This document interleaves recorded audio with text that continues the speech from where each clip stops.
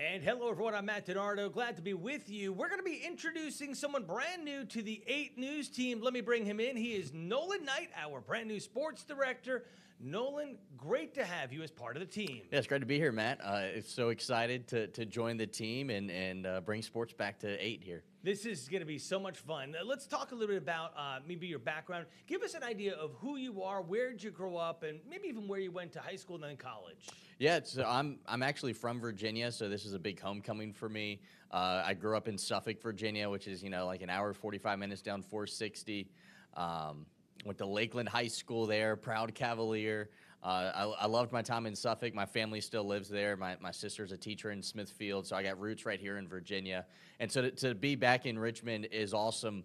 After graduating from Lakeland, I went to Virginia Tech, where I was kind of the start of their big sports journalism program that they've really amped up here over the past few years. And while I was in college, I used to do play-by-play for the Petersburg Generals, so I'm back in the Richmond market doing sports again. So it's pretty cool to go full circle. Kind of started my first broadcasting job was right here in Petersburg, and then to now kind of get almost my dream job here in Richmond. It's surreal that I'm here, really. That is really. So what got you interested in sports broadcasting? It was like Vince Scully making the call, Jim Nantz, or is there just like, I just love sports and this is what I want to do? Yeah, I think it comes down to just me loving sports. I was a 3-sport athlete in high school. I every opportunity to play something I did: volleyball, football, basketball, soccer, and track. I did all of those over my 4 years and loved it. And when the time comes to what are you going to do in college, Nolan? It's like, well, I guess I'll keep doing sports. I know I'm not good enough to play at the collegiate level, so I'll try to get on the sidelines at least and do some broadcasting. And I remember as a kid, like doing play-by-play while I was playing Madden or NCAA football on the PlayStation 2. So it was always this, and sure enough, I could just keep falling upwards and getting jobs. So that's great. No, good for you.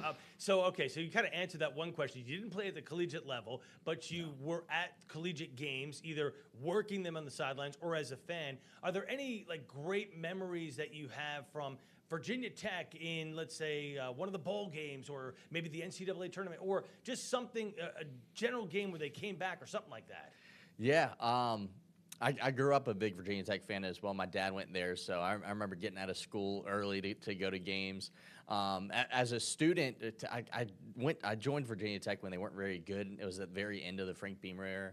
And then Justin Fuente came in at the time, and they had that awesome season in 2016 where they went to the ACC championship.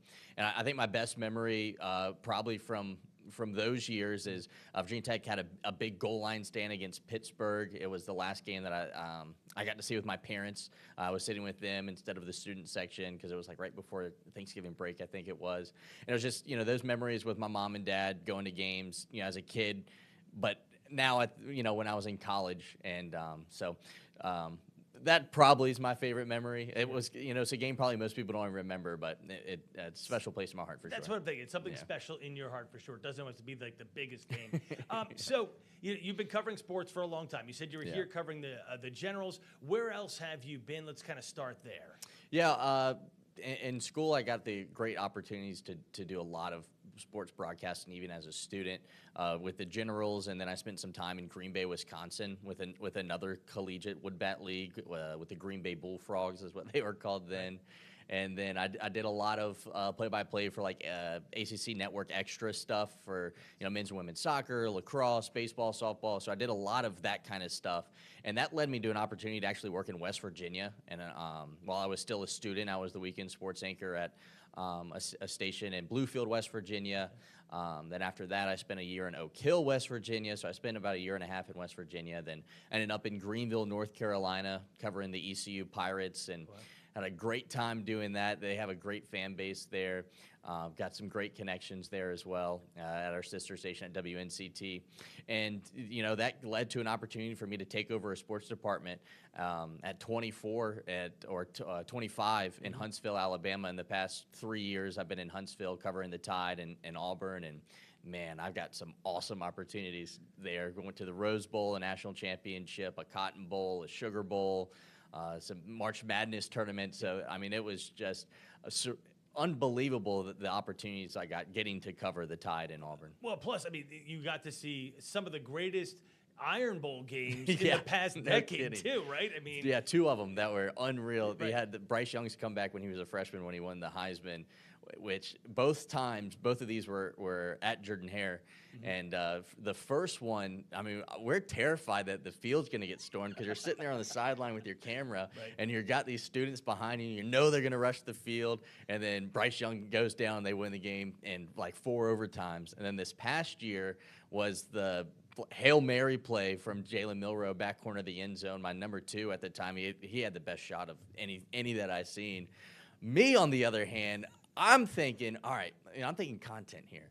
So Auburn's going to pull off this incredible upset. They're going to end Alabama's dreams at making the playoffs. And so I'm like, I need to get a microphone so I can do on-field interviews with some fans or some players as they're celebrating.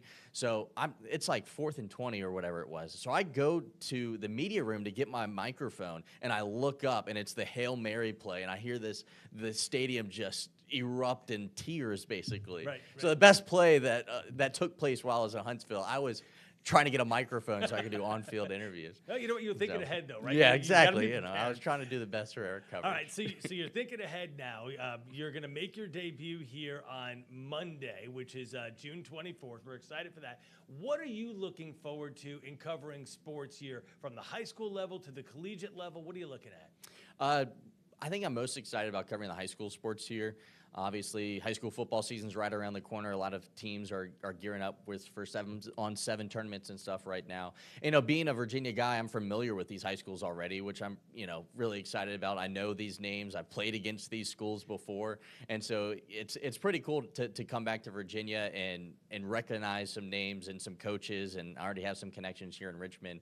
And so I feel like I'm prepared already, whereas maybe some of my old jobs in the past, you got to learn as you go, where I feel like I kind of have an advantage this time starting, so it's a little more excited about that. And then getting to cover, obviously, VCU basketball, Richmond football is right around the corner, Virginia Union. I mean, there's such great sports here in Richmond, not to mention, Charlottesville and Blacksburg and the big seasons that they're both expecting to have, and it should be a wide-open ACC this year. Well, let's talk a little bit about that. So there's lots of things going on in the whole college world. Let's start with the college realignment. I mean, all of a sudden, in the ACC, we now have Stanford, because that makes sense. California. What's your thoughts on this whole college realignment?